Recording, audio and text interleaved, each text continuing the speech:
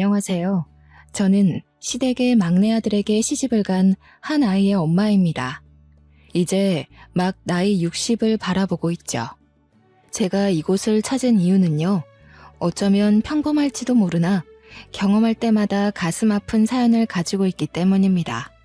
특별한 경험이나 기적 같았던 좋은 일을 풀어내러 왔다면 참 좋았을 것을 이렇게 시작부터 암울한 기운으로 글을 쓰는 게 아쉽네요.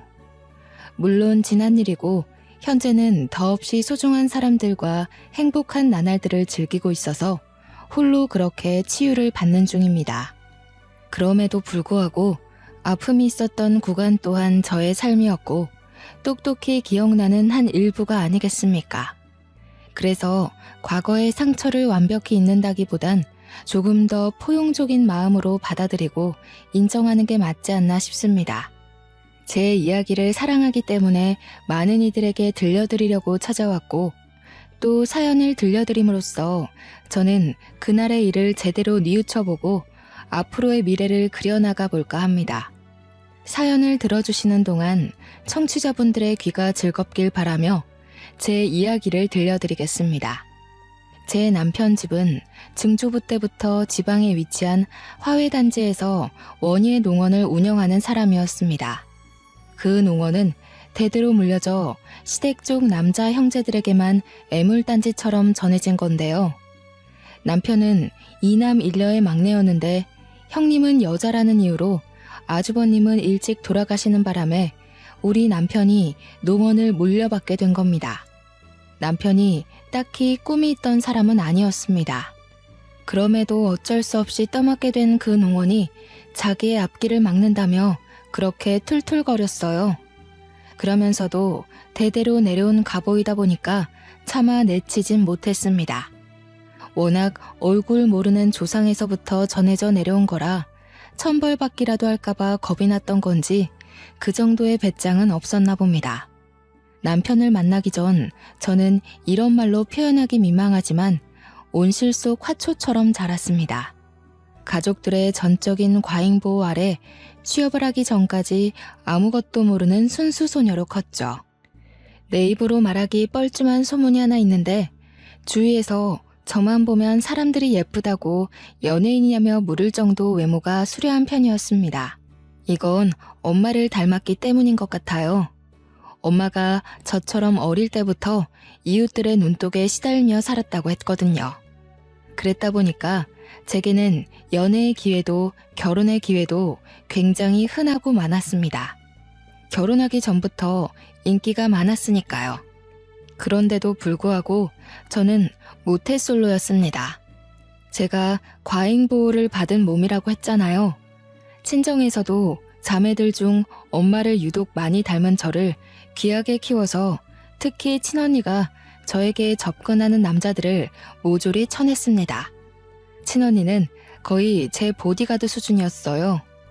언니가 나중에 다 커서 말해줬는데 학창시절에는 저를 보러 온 남학생들 관리하느라 상상을 초월할 만큼 바빴다고 하더라고요. 저는 몰랐고 모를 수밖에 없었습니다. 언니가 늘 저 몰래 그랬을 테니까요. 그러다 언니가 결혼을 하면서 친정에서 나가게 되었고 저도 또한 취업 때문에 독립을 시작하면서 제게는 더 이상 이성적 교류를 통제하는 선은 사라지게 되었습니다. 그렇게 제 앞에 경계가 사라지고 제일 먼저 만나게 된 남자가 바로 우리 남편입니다. 남편은 당시에 취업은 하지 않은 몸이었고 시부모가 농원 운영하는 걸 도우며 친구들과 놀러 다니길 좋아했던 사람이었습니다. 그러다 우연한 기회로 저와 마주치는 일이 생겼고 그 이후 적극적으로 구애를 했던 걸로 기억합니다. 그동안 친언니가 남자를 다 쳐내는 바람에 남자를 제대로 알아볼 눈이 없었던 저는 남편의 애정에 쉽게 넘어가 버리고 말았죠. 특히 남편의 어느 부분에서 결혼을 결심하게 되었냐면 바로 친정엄마가 뇌경색으로 돌아가시게 되었을 때입니다. 힘들어하는 제 옆에서 저를 든든하게 지켜준 사람이 다른 가족도 아닌 남편이었거든요. 아빠는 진작에 돌아가셔서 안 계셨고 다른 가족들은 전부 지방에 있었기에 엄마를 최대한 빨리 모실 수 있던 건 저뿐이었습니다. 그런데 제가 너무 늦게 엄마를 발견한 거죠. 독립을 했다 보니 엄마가 집에서 쓰러져 그렇게 사경을 헤매고 있었는 줄 몰랐습니다. 은옥 씨, 걱정 말아요. 제가 계속 옆에 있을 테니까 걱정 말고 편히 울어요. 어머님 병원비도 이미 제가 해결받으니까 아무것도 신경 쓰지 말고 은옥 씨는 어머니만 생각하세요. 남편이 가족이 당도하기 전까지 저의 수많은 자책과 괴로움을 든든하게 지켜주었다는 겁니다.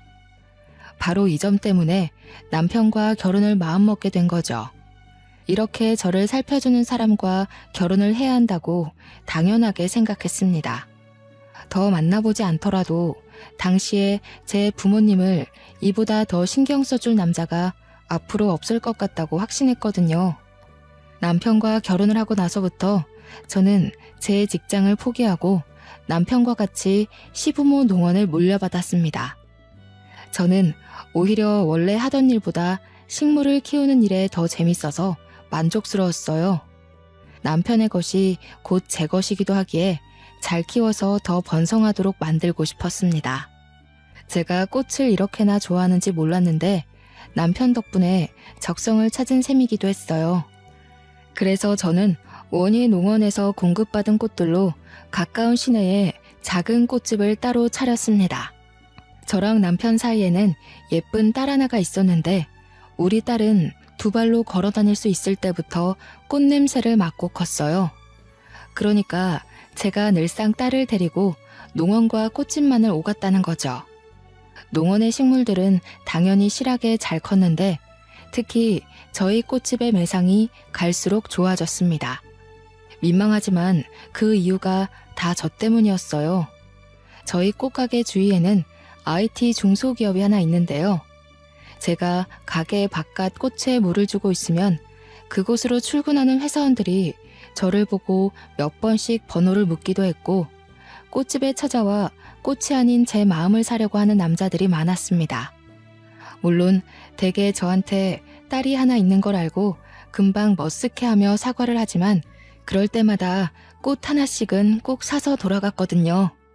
그런데 문제는 남편이었습니다.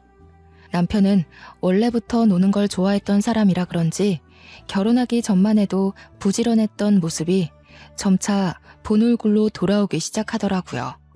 제가 꽃집을 동시 운영을 시작했을 때 남편한테 원예 농원도 관리를 좀 신경 써달라고 부탁을 했는데 주말에 가보니까 관리가 전혀 안 되어 있는 거 있죠. 남편의 농원 방치는 갈수록 심해졌습니다. 제가 이쪽 저쪽 똑같이 신경을 기울이지 않으면 한쪽이 죽을 수밖에 없는 운명이었어요. 그럼에도 농원만큼은 시댁 자신이기 때문에 아무래도 그쪽으로 제 신경이 좀 더 기울어 있었거든요. 시간이 지날수록 동시에 같이 관리하다 보니 제 체력이 급격히 소진되는 거 아니겠습니까?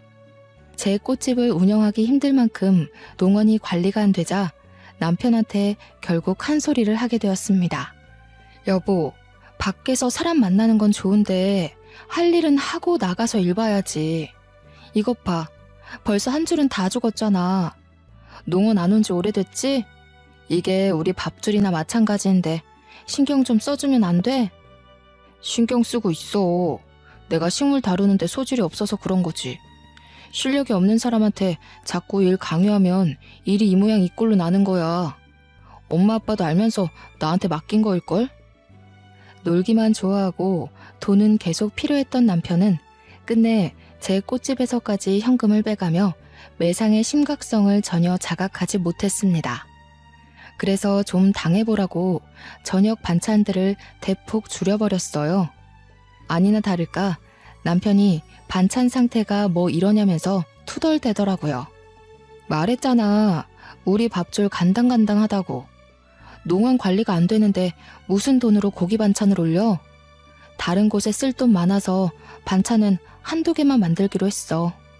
남편은 그날 뒤로 식사마저 집에서 잘 하지 않았습니다. 바깥에서 먹고 오더라고요. 한 푼이 아깝고 생계가 흔들리기 시작한 시점에서 외식이라니. 저는 결국 철부지 남편을 설득하길 포기하고 꽃집은 낮에 일찍 문을 닫고 농어는 밤에 일하며 홀로 고군분투했습니다. 남편이 같이 일을 좀 도와주면 수월할 텐데 저는 하다하다 더는 체력 고갈로 일이 너무 힘들어서 결국 사람까지 뽑아 농원에 힘을 쏟았습니다. 남편은 그걸 보고도 코웃음만 치더군요. 혼자서 잘할 수 있겠는데 뭘 돈까지 쏟아붓냐고. 그럴 돈 있으면 자기 달라고 하는 거 아니겠습니까? 무시했지만 역시 사람을 쓰더라도 애까지 있는 입장에서 양쪽을 혼자 관리하는 건 너무 버거운 일이더라고요. 저는 3달 만에 단념하고 원희의 농업만이라도 살리기 위해 꽃집은 접었습니다. 다른 남자들은 제가 유부녀인데도 관심을 주면서 만나고 싶어 하는데 남편은 정작 저한테 관심이 차차 사라졌어요. 남편의 본색을 몰랐을 땐 사람이 변했다고 생각했습니다. 결혼 전만 해도 제게 누구보다 슈퍼맨이었던 남자인데 어떻게 결혼하자마자 태도가 달라질 수 있는 건지. 같은 사람이 맞나 싶을 정도로 저는 남편의 본색을 몰랐죠. 하지만 그 본색을 알기까지 그리 오래 걸리지는 않았습니다. 시부모가 남편을 대하는 태도도 그렇고 한 번씩 남편 때문에 꽃집을 찾아왔던 남편 친구들을 보니 남편이 한량이라는 게 눈치가 채지더군요. 누굴 탓하겠습니까? 결혼을 너무 빠른 시일에 결심을 했던 제 탓이죠. 저도 일만 하고 스트레스 풀 때는 없이 쌓이기만 하다 보니 한 번은 열이 너무 받더라고요. 그래서 남편한테 하소연을 해본 적도 있었습니다. 나도 한때 잘 나가는 여자였어. 당신 이렇게 무시할 만한 여자 아니라고. 아직도 나한테 주변에서도 번호 달라고 젊은 남자들이 그러는데 당신은 내가 눈에 안 보여? 밖에 놀러만 다니고 왜 나를 외롭게 만들어? 아, 당신이 꽃같이 생기 넘치고 젊을 땐 죽어도 가지기 힘든 트로피 같은 존재라고 생각해서 그랬나 보지. 결혼하고 보니까 당신도 별거 없더라고. 지금 보면 점점 늙어가는 당신 외모가 연예인만큼 특출나게 이쁜 것도 아니고 성격도 그저 그래. 수더분하기만 한 게 약간 질린다고 해야 될까? 여자가 여우처럼 톡 쏘는 맛이 있어야지. 뭐라고? 지금 그게 와이프한테 할 소리야? 이렇게 변할 거면 그렇게 잘해주지 말았어야지. 나는 당신이 그 어떤 남자보다 내게 든든한 가족이 되어줄 거라고 믿었단 말이야. 남한테 내 인생을 거는 게 얼마나 큰 마음을 먹어야 되는지 알아? 세상에 나 좋다는 남자들 차고 넘치는데 그럼에도 고작 당신을 선택했던 건 단지 듬직함 때문이었어. 그래, 아직도 네가 꽃 같은 줄 아니까 그런 자만심을 보이는 거겠지. 남들이 이쁘다고 말하는 것도 다 당신 듣기 좋으라고 하는 말이야. 아니면 나처럼 못 가져서 안달난 이쁜 트로피를 갖고 싶어하는 남자거나. 당신 그런 달콤한 말에 속아 넘어가면 어차피 또 나 같은 남자 만날걸? 남편과 다툼을 벌인 그날 남편은 또 집을 나가버렸습니다. 저도 그날 밤 남편에게 연락도 해볼 생각 않고 울기만 했죠. 저도 참 미련했던 게 남편이 아무리 모질게 저를 대해도 연애 시절 다정했던 남편에게 정을 줘버린 저는 그렇게 남편을 향한 미련을 놓지 못했습니다. 딸이 보기에도 제 삶이 참 비루해 보였나 봅니다. 한날 사춘기가 되자 저한테 가리지 않고 직접 묻더라고요. 엄마, 아빠가 저렇게까지 나오는데 아직도 아빠가 좋아? 갈라서고 싶은 생각 없어? 나는 엄마가 아빠랑 이혼한다고 하면 무조건 찬성이야. 그리고 무조건 엄마 따라갈 거고. 이혼은 무슨. 아빠가 저래 보여도 뒤에서 엄마 다 챙겨줘. 그런 거 신경 쓰지 말고 너는 너 공부에만 집중해. 우리 딸 잘 되는 게 엄마한테 제일 큰 위안이야. 딸의 설득에도 저는 늘 남편 편이었고 남편을 믿었습니다. 하지만 그렇게 버틴 결과가 결국 이혼이 될 줄은 몰랐네요. 더는 남편의 행실을 참을 수 없게 만든 사건이 하나 있었는데요. 주변에 중소기업이 있다고 했잖아요. 남편이 거기 여직원이랑 바람이 났더라고요.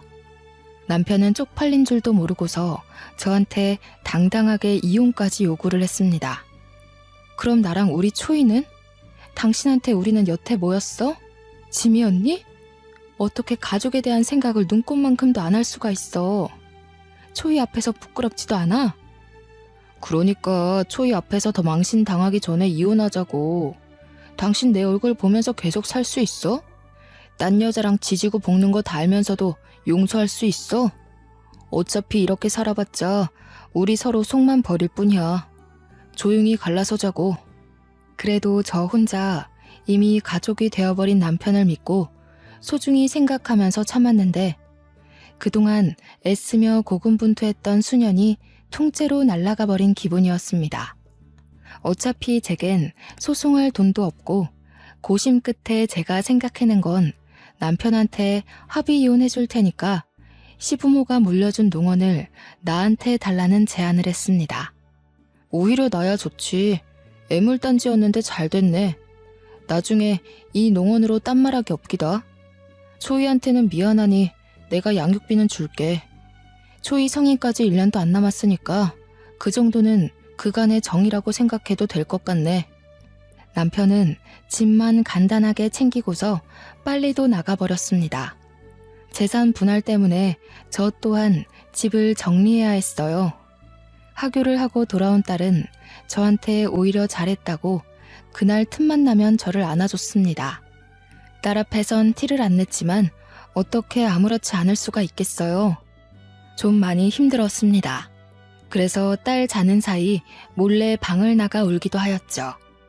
전 남편이 돼버린 그 자식이 양심은 있는지 정말로 알아서 양육비를 챙겨주더군요. 달에 150만 원으로 쳐서 제 딸이 성인이 되기 직전까지 총 1,000만 원을 받았습니다. 제가 참 부족한 엄마였는데도 딸은 따로 신경 쓰지 않아도 될 만큼 어른스럽고 바르게 자라주더군요. 어느새 딸이 직장인이 되었는데 들어간 회사가 결혼 정보 회사였습니다.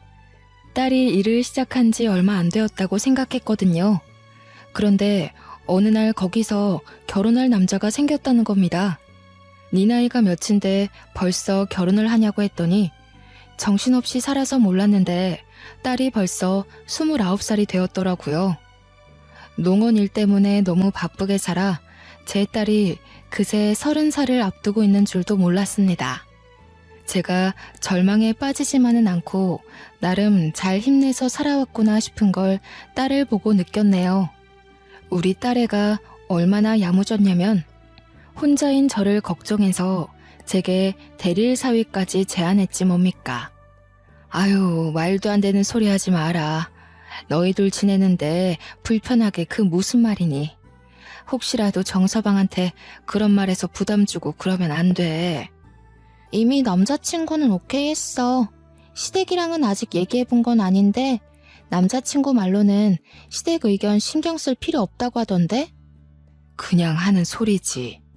아무리 그래도 시댁에서 귀한 아들 남의 집 팔려가는 꼴을 내버려 두겠니? 일단 그런 건 결혼하고 나서 얘기하고 지금은 결혼 준비에만 신경 써. 저는 괜히 사위한테 피해가 될까봐 한사코 거절했는데 딸은 결코 그냥 하는 소리가 아닌 듯 했습니다. 제가 결정을 미루는 덕에 우선은 상견례 먼저 치르게 되었는데요. 그날 사돈댁을 처음 봤는데 우리 쪽도 바깥 사돈이 없고 사돈 쪽도 마찬가지인 것 같더라고요. 상견례 자리에 사부인이랑 사위만 달랑 나와 있었습니다. 물론 이 자리에 참석하기 전 사부인께서 별거 중에 있다고 딸한테 언질은 받았거든요. 바깥 양반이 바람이 나서 그렇다는데 아직 법적인 부부라 이혼 관계는 아니라고 했습니다. 바람났다는 바깥 사돈의 얘기에 문득 제 전남편의 기억이 나서 순간 언짢았는데 사부인이 저와 같은 처지의 여자라고 하니 금세 마음이 가고 편해지더라고요. 또 사부인 성격이 굉장히 쾌활하여 상견례 자리는 생각 외로 원활히 진행되었습니다. 딸이 결혼하고 나서 본격적으로 대릴 사위 제안을 다시 했지만 저는 그때 진심으로 딸을 앉혀두고 제 마음을 전했어요. 엄마가 언제까지 너를 붙잡고 살 거야.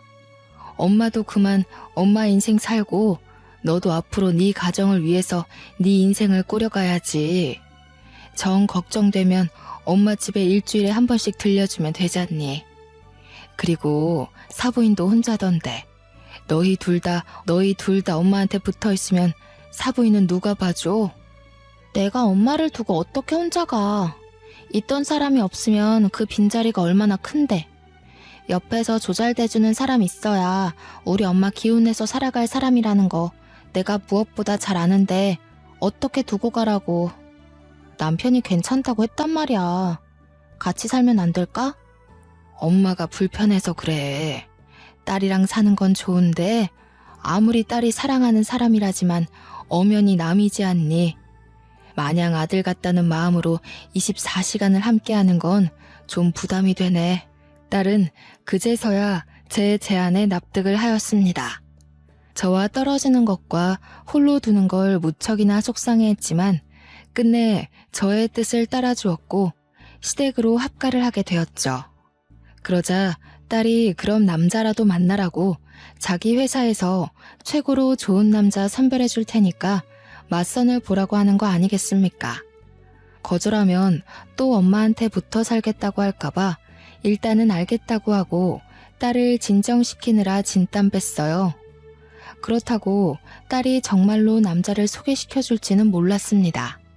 사위와 딸이 힘보태서 함께 자리를 마련해줬는데 나 부끄러워서 가기 싫었지만 사위가 직접 저를 데리러 오는 바람에 갈 수밖에 없었습니다. 그때 만난 남자의 첫인상은 그동안 배 나온 전남편 때문에 남자에게 질려있던 저의 고정관념을 바사삭 깨주었는데요. 그는 저와 비슷한 동년배의 중년 남성이었고 자기 관리에 철저한 분인지 깔끔하게 수트 차림에다가 훤칠하기까지 했습니다. 좀 놀랐어요. 제가 당시 50대였던지라 제 나이대의 남성들 기준이 전 남편과 같았기에 전혀 기대 안 하고 왔거든요. 주책이겠지만 첫인상에서 벌써 오묘한 기분을 느꼈습니다. 오랫동안 식어있던 심장이 살아 움직이는 듯 했어요. 이성민이라고 합니다. 듣던 대로 참 미인이시네요. 젊을 때 인기 꽤 많으셨을 것 같은데 제가 감히 은옥 씨 성에 찰지 모르겠습니다. 그래도 오늘 시간만큼은 최선을 다해서 근사하게 모실 테니까 예쁘게 봐주셨으면 좋겠어요. 성민 씨의 말에 저는 제대로 된 소개를 하기도 전에 웃음이 새었습니다. 제가 남자 앞에서 또다시 웃을 수 있게 될 줄은 정말 상상도 못했네요. 성민 씨와 대화를 하다 보니 저는 성민 씨에게 더 마음의 문을 열 수밖에 없었는데요.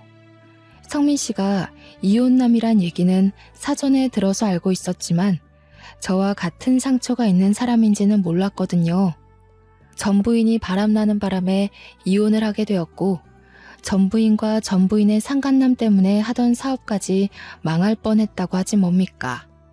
나름대로 성민 씨는 그때가 꽤 큰 상처일 텐데 초면에 저한테 고백해준 그 용기가 저는 참 마음에 들었습니다. 저 또한 성민 씨에게 제 이야기를 털어놓음으로써 비슷한 아픔을 가지고 있다는 걸 알려줬어요. 그리고 남자에 대한 반감도 없지 않아 남아있다고도 솔직하게 밝혔죠. 배우자가 불륜으로 상처를 줬다면 당연히 새로운 인연에 반감이 생길 수밖에 없다는 거 이해합니다. 하지만 꼭 말씀드리고 싶어요. 이 넓은 세상에 모든 남자가 다 악질적인 사람은 아니라는 걸요. 제가 그걸 꼭 은옥 씨한테 증명해 보이고 싶습니다. 분명히 성민 씨는 전 남편과 같이 제게 달콤한 말을 해준 게 맞습니다. 이쯤에서 하필 전 남편이 경고했던 나를 꼬시기 위해 접근하는 남자일지 모른다는 말이 떠오르더군요. 그럼에도 제가 남자를 한 번 더 믿어보게 된 건 전 남편과 다른 점을 하나 발견했기 때문이었어요. 저한테는 전 부인이 첫 여자였어요. 결혼 생활 한 1년 했는데 그 여자가 결혼 전만 해도 참 조신한 사람이었거든요. 그런데 결혼하고 나니 돌변하더라고요. 알고 보니 저와 결혼해서 돈 타먹으려고 접근한 거였지 뭐예요. 저와 닮아도 너무 닮은 상처를 가지고 있었기 때문에 성민 씨가 내민 손을 제가 잡았던 것 같습니다. 저희는 서로 낙오된 상처를 보듬어 주느라 시간 가는 줄 모르고 얘기를 했어요. 같은 아픔을 가졌다는 것 외에도 공통점이 너무 많더라고요. 전 남편이랑은 생활 습관부터 소비 습관 등등 같은 게 하나도 없었는데 이런 남자도 세상에 있을 수 있구나 싶은 생각이 들었습니다. 그게 마음이 잘 통한다는 시그널인 줄도 모르고 저희는 만남을 길게 지속해갔고 결국 성민 씨에게 청혼을 받게 되었죠. 제 인생 두 번째 남자였습니다. 성민 씨가 너무 괜찮은 사람이란 걸 알고 있고 만남을 이어온 지 4년이 되어도 한결같다는 거 압니다. 그러나 이미 전 남편한테 대인 것이 있기 때문에 또 같은 실수를 반복하는 꼴이 될까봐 선뜻 청혼에 응하기가 망설여지더군요. 그게 너무 표정으로 드러났나 봐요. 제 마음을 눈치챈 성민 씨는 제가 준비될 때까지 재촉하지 않고 1년을 더 기다려 주었습니다. 성민 씨의 일관된 마음 덕분에 저 또한 성민 씨에 대한 확신을 얻고 재혼을 결정하게 되었네요. 저희 기쁜 소식과 함께 딸에게도 기쁜 소식이 들려왔는데요. 바로 딸이 임신을 했다는 거 아니겠습니까? 너무너무 축하하지만 금세 걱정이 되더라고요. 눈에 넣어도 안 아플 딸이 앞으로 산모로서 감내해야 할 힘든 시간을 보내야 한다는 생각에 마음이 안 좋았습니다. 그때도 성민 씨가 제게 큰 의지가 되어 주었어요. 항상 제 기분을 빠르게 눈치채주던 성민 씨는 이미 사업으로 한 자리 크게 하고 있는 사람이라서 돈이 많았는데 제가 근심이 큰 걸 알고 딸에게 각종 좋은 한약이나 산모에게 필요한 영양제 등 관리를 대신 신경 써주더라고요. 딸도 자기가 저한테 맺어준 남자였기 때문인지 성민 씨를 새아빠로 받아들이는 건 금방이었습니다.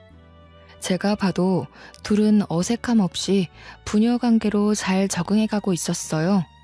성민 씨 때문에 하루하루 제가 얼마나 소중한 여자인지 느끼며 결혼 생활을 했습니다. 전과는 비교도 안 될 만큼 행복한 삶이었죠. 그러나 또 너무 건강하기만 하면 작은 돌부리에 걸려 넘어져도 크게 아프지 않습니까? 아니나 다를까 전 남편 때문에 고생했던 저의 인생도 조금씩 피고 있는 건가 싶던 시기에 심장 철렁할 불행이 닥쳐왔는데요. 그건 바로 딸의 전화로 시작되었습니다.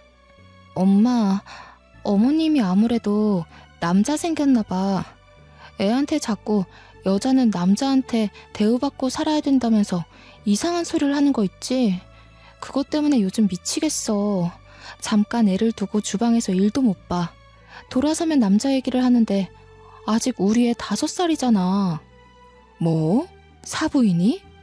어머나, 아무리 그래도 애 앞에서 할 말 못할 말도 구분 못하고 그게 뭔 소리라니. 확실한 거야? 너가 잘못 들은 거 아니고? 내가 뭐하러 이런 헛소리를 지어내겠어? 어머님이 웬 남자랑 통화하면서 하는 소리도 들었다니까? 아마 그 남자랑 새살림 차릴 생각인 것 같더라고. 오늘 우리한테 소개시켜준다고 저녁에 시댁으로 데리러 올 거래. 아버님이랑은 확실히 이혼할 거고. 사부인을 본 건 상견례 이후로 한 번도 없었습니다. 제게 사부인은 그저 쾌활한 사람이었고 또 바깥 사돈이 바람펴서 별거를 했다길래 사부인도 저처럼 상처 때문에 슬프게만 지내고 있을 거라 생각했어요. 그런데 새살림이라니. 솔직히 아직 이혼을 한 것도 아닌데 벌써 새로운 남자와 살림을 차릴 거라는 게 저는 좀 이해하기 어려웠습니다. 그리고 그날 저녁 딸에게서 온 전화는 저를 사부인 댁까지 찾아가게 만들었죠. 엄마, 어머님께서 부른 아저씨가 방금 왔는데 나 너무 놀라서 말도 제대로 안 나오려고 한다. 아빠가 왔어. 말도 안 된다고 생각할 수도 있지만 아빠가 맞아. 처음엔 잘못 들은 줄 알았습니다. 그런데 딸이 모르는 아저씨를 보고 그런 쉰소리를 할 리가 없지 않습니까? 딸이 아빠 얼굴을 알아볼 때쯤에 제가 이혼을 했기 때문에 딸의 말이 착각일 리는 더더욱 없었습니다. 딸 못지않게 놀란 저의 과거 트라우마가 다시 비집고 올라오면서 너무 불안해졌어요.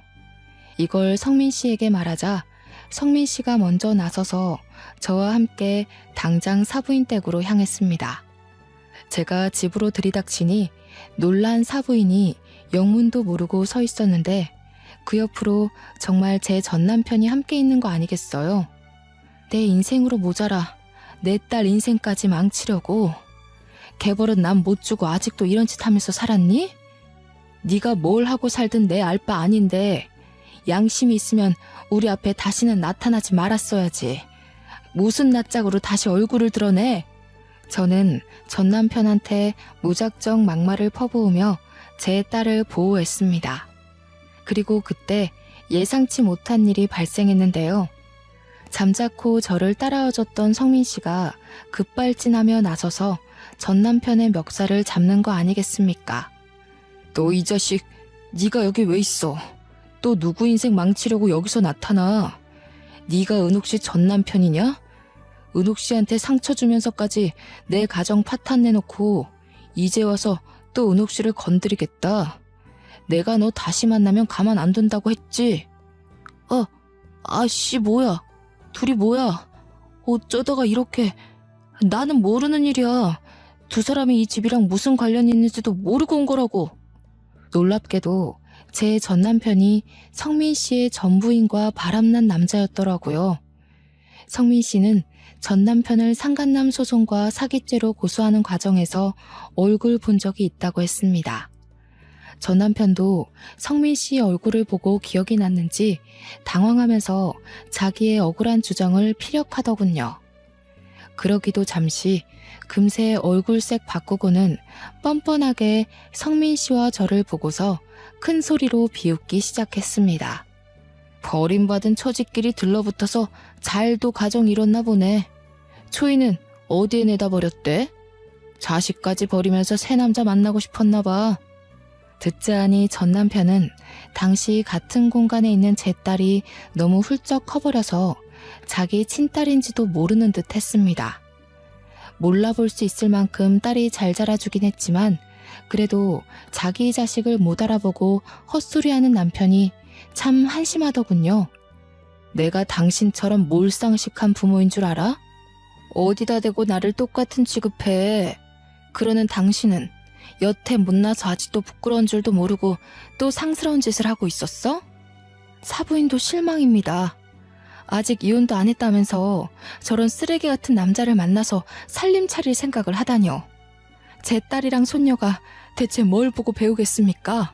어머머, 사부인 말 우습게 하네요. 내가 어디 피해주면서 사람을 만났습니까?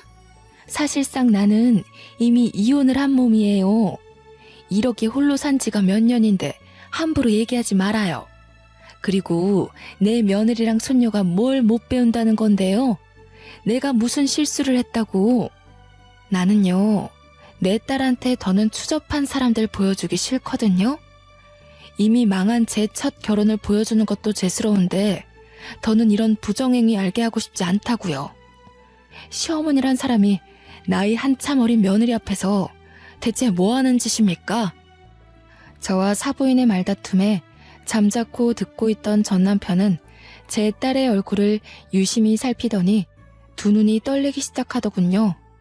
그러다 곧 자신의 며느리가 될 여자가 제 친자식인 걸 알고 얼굴이 사색이 되었죠. 아니, 잠깐만. 그럼 아가씨가... 아니. 그럼 너가 초이란 말이니? 내 딸이라고? 말도 안 돼. 옛날에 그 촌스럽던 얼굴이 하나도 없는데 어떻게 이리... 그 더러운 입에 제 이름 올리지 마시죠. 저희 엄마랑 아빠더러 버림받은 사람끼리 나란히 잘 만났다고 하셨나요? 제가 보기에 끼리끼리 만난 건 그쪽이랑 어머님이 아닌가 싶은데요. 불륜을 숨쉬듯이 저지르는 사람끼리 참 잘 만나셨어요. 사이좋게 소송당하시면 되겠네요.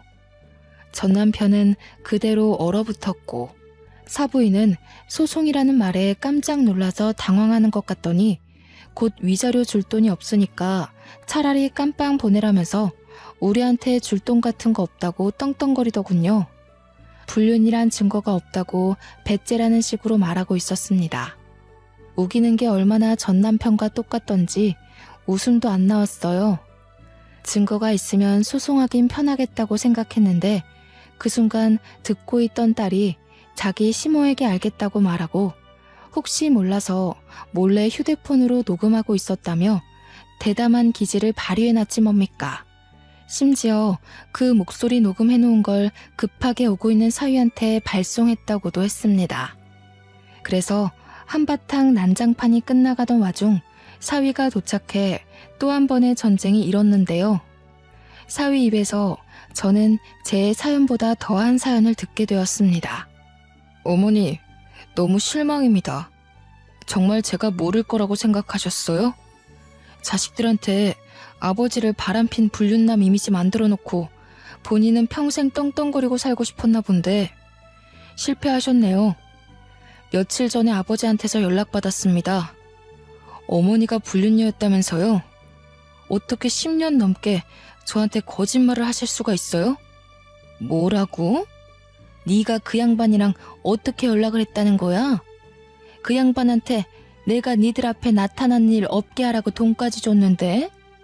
아버지 말대로 어머니가 틀린 게 맞네요. 아버지를 죽도록 옥망하는 저를 보고 속으로 많이 비웃으셨겠어요. 자식들 다 속여가면서 불륜녀인 거 숨겨봤자 손바닥으로 하늘 가리는 겁니다. 오늘부로 저는 어머니를 죽을 때까지 보지 않을 거예요. 이제부터 자식은 없다고 생각하세요. 저 남자 데리고 가서 죽든 말든 혼자 알아서 사시라고요. 사위의 말에 사부인은 절망하며 자기 아들을 붙잡았고 뿌리치는 사위에게 넙죽 엎드리며 엄마가 잘못했다고 사정하기 시작했습니다. 전 남편은 자기 딸 앞에서 창피하기라도 한 건지 아무 말 없이 고개만 숙이고 있더군요. 전 남편이 저와 이혼한 뒤에 어디 나이트클럽에서 일을 했다는데 사장도 아니고 사장 밑에 뒤치다꺼리 하는 사람으로 있었다고 하더라고요. 성민 씨 얘기를 듣고 알았습니다. 과거 일로 단단히 화가 난 성민 씨는 제 남편을 경찰에 신고했고 나이트클럽을 고발하는 바람에 그곳에 형사들이 현장 수색까지 갔습니다. 전 남편 사업장은 마른 하늘의 날벼락식으로 수색을 당했는데 거기서 부정행위가 대거 발각이 되었지 뭡니까? 알고 보니 전 남편은 경찰들의 눈을 피해 불법 도박장 운영까지 하고 있었고 그 나이트는 불륜의 메카로 유명한 곳이었습니다. 많은 남녀가 불륜을 밥 먹듯이 하러 드나들던 곳이더라고요. 전 남편 때문에 거기 사장까지 전 남편이랑 손잡고 깜빵 가게 된 거죠. 게다가 전 남편은 위자료 때문에 형량이 훨씬 더 늘어났고 시모 또한 정말 위자료 갚아줄 돈이 없어서 교도소를 갈 수밖에 없는 사정이었습니다. 그렇게 난리도 아닌 난리를 겪고 나니 문득 딸의 마음이 걱정되더라고요. 저는 딸에게 전 남편의 못난 모습을 대신 사과했습니다. 혹시라도 친부의 망가진 모습 때문에 딸 마음이 속상하진 않을까 싶어서 위로하려고 했죠. 그런데 딸은 제 생각보다 더 강인한 아이더라고요. 엄마는 괜찮아? 나는 피 섞였다고 무조건 아빠로 모셔야 된다고 생각 안 해. 진작에 친부 같은 거 잊은 지 오래야. 그리고 내가 친부를 기억하면 새아빠 입장에서 얼마나 속상하겠어. 나는 지금 엄마 옆을 지켜주는 아빠가 더 중요해. 개버릇 못 고치는 그런 아저씨 말고. 엄마가 알아서 다 처리했어야 하는 건데 너한테 2번이나 그런 꼴 보게 해서 그러지. 그나저나 사돈댁이 풍비박산 난 꼴이라 어쩐다니? 정서방 마음도 안 좋을 것 같은데. 남편이랑 상의했는데 아버님 모시고 지내기로 했어. 아버님께서 혼자 뱃일하면서 외롭게 사셨더라고. 이제부터라도 모시면서 남편이랑 아버님이랑 잘 지내보려고. 아버님이 우리 딸 엄청 예뻐해. 뱃일하면서 버신 돈으로 계속 애 장난감 사준다니깐. 어머나, 좋은 분 같아서 정말 다행이다. 엄마도 언제 한번 시간 되면 바깥 사돈한테 인사드리러 가야겠어. 혼자서 자식들한테 미움까지 받고 얼마나 억울하셨겠니. 네가 좀 신경 써서 잘해드려라. 당연하지. 엄마야말로 내 걱정 그만하고 새아빠랑 잘 지내기로 약속해. 나 진짜 새아빠 없었으면 어쩔 뻔했어. 내가 엄마 걱정 덜고 편히 지낼 수 있는 것도 다 새아빠 덕분이야. 아빠, 우리 엄마 계속해서 잘 좀 부탁드려요. 그럼 당연하지. 네 엄마한테는 내가 아직도 해주고 싶은 게 많아. 하루가 모자라서 매일매일 바쁘거든. 그러니까 초이도 엄마 보고 싶으면 아빠한테 허락받고 만나. 성민 씨의 농담 섞인 말에 딸이 키들거리면서 즐거워했습니다. 제가 확실히 복을 가지고 있긴 하다는 걸 그때 느꼈어요. 과거와 다르게 트라우마를 떠올려도 저를 살펴주고 일으켜주는 사람들이 주위에 있다 보니까 힘들었던 과거가 제법 무뎌지더라고요. 물론 기억이 흐릿해지는 건 아니었습니다. 그래도 제 얼굴에 웃음이 진다는 정말 많은 발전이에요. 성민 씨를 만나기 전까진 딸이 없을 때 한 번씩 울고 그랬거든요. 그리고 소중한 사람들 덕분에 미뤄둔 숙제를 끝내버린 것 같아서 시원하기도 했습니다. 과거 전 남편의 행실에 대해 복수란 걸 생각도 안 하고 있었거든요. 그저 농원 넘겨받은 걸로 만족하려고 했단 말이죠. 자포자기였던 제가 뜻하지 않게 좋은 인연과 자랑스러운 딸이 있어 마지막 남은 응어리를 싹 씻어내리지 않았나 싶어요. 당연히 농원은 아직도 제가 관리 중입니다. 성민 씨가 인력을 구해주는 덕에 제가 오너로 직원들에게 보고를 받는 식으로 가꾸고 있어요. 그리고 저는 전 남편 때문에 어쩔 수 없이 접었던 꽃집을 다시 운영하게 되었는데요. 집이랑 가까운 곳에 자리를 구해서 작게 꽃집을 하는데 지금은 시대가 많이 좋아졌는지 사람들이 온라인으로도 꽃을 많이 판매하더라고요. 그래서 최근에는 우리 사위한테 부탁해서 시간 날 때마다 컴퓨터를 배우고 있습니다. 사위가 가끔씩 저한테 미인이신데 똑똑하기까지 하세요 라고 입에 바른 칭찬을 해줄 때면 아부인 줄 알면서도 그렇게 민망하답니다. 아, 그리고 지금 딸이 손녀 때문에 일을 중단한 상태거든요. 딸은 다시 회사에 복귀할까 하다가 이참에 저랑 같이 꽃집을 키우는 것도 나쁘지 않겠다 싶다며 꽃집으로 출근하고 있어요. 저야 손녀를 매일 볼 수 있으니까 좋다만 딸의 훌륭한 경력을 괜히 단절시키는 것 같아서 미안하더라고요. 그럼에도 딸에게 어떤 말도 할 수 없었던 건 딸이 저처럼 워낙 식물 만지는 걸 좋아했기 때문입니다. 저와 똑 닮은 딸을 보고 있자니 마치 제 젊은 시절이 떠오르지 뭡니까? 딸이 꽃꽂이를 하면서 저렇게 예쁘게 웃을 수 있는 건 그 일을 하면서 정말 행복하기 때문이란 걸 알고 있어요. 그래서 말리지 못했습니다. 그래도 딸이 워낙 똑똑하게 일을 잘하는지라 매출이 급속도로 오르고 있네요. 딸은 딸대로 저는 저대로 급여를 두둑히 챙기고 있는 실정입니다. 제게 일어난 과거의 일들은 당연히 반길 수 있는 추억이 아니란 걸 아주 잘 알고 있습니다. 그때의 기억이 한 번씩 저를 후회하게 만들기도 하니까요. 그럼에도 제가 인사말에 제 이야기를 사랑한다고 말했던 것은 이 모든 걸 지금의 행복까지 오기 위한 과정이었다고 생각하기 때문입니다. 상처는 스스로가 생각하기 나름인 것 같아요. 힘든 시간을 결국 나의 과정으로 보고 포기하지 않는다면 반드시 원하는 결과에 도달하는 내가 되어 있을 거라고 확신할 수 있습니다. 당연히 그게 어떤 모양으로든 꼭 행복할 거라고 믿어야 된다는 건 전제로 깔아야 한다는 거 아시죠? 주위에서 주는 아픔이 너무 크더라도 거기서 당장 나은 삶으로 탈바꿈 되길 원하는 건 사실상 불가능하다고 봅니다. 제가 아픔을 얻기까지 해도 그만한 기간이 있었을 거잖아요. 생채기 하나 없던 시절로 돌아가기 위한 갱생 시간은 좀 진득하게 인내해야 한다는 걸 꼭 알아주세요. 그렇다면 결과는 반드시 예쁜 꽃을 피우게 될 겁니다. 사연을 쓰면서도 저는 더 이상 트라우마를 느끼지 않았습니다. 그때의 기억이 오히려 하나의 장면으로 사진처럼만 지나갈 뿐이네요. 그래서 저는 저를 밝히는 이 시간 또한 즐거웠다고 말씀드리고 싶습니다. 청취자분들도 제 사연을 듣고 꼭 희망을 가졌으면 좋겠어요. 그럼 여러분 모두 꽃길까지 힘내서 걸어가시길 응원하겠습니다. 감사합니다.